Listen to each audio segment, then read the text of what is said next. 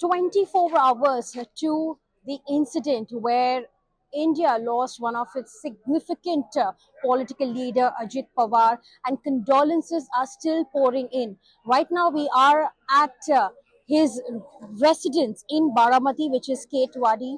This is where he has been born and brought up. He has lived here for 66 years. And you can see the crowd that has gathered from all across the state and even parts of India to pay last respect and tribute to Ajit Pawar, who is very fondly here in Baramati known as Dada.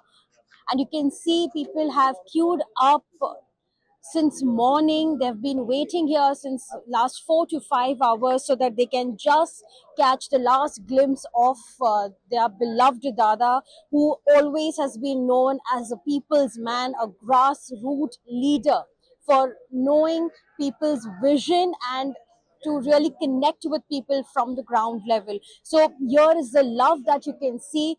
This entire place is owned by the Pawar family, and exactly you can see on the ground level the preparations right now are underway to take his mortal remains from his residence to the nearest auditorium from where the Antim Yatra, which is known as a procession ceremony, that will take place, where his mortal remains will be taken in the key routes of the city, because Baramati was his constituency. Remember, it was his home turf.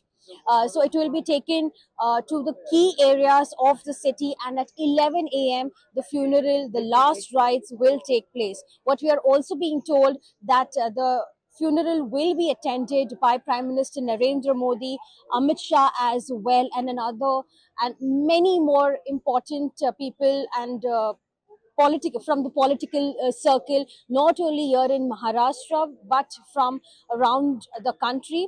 And right after that, what we know that the investigation definitely is underway to ascertain that what exactly caused the aircraft to crash. With video journalist Siddesh, this is Disha reporting here for WION from Baramati, Maharashtra.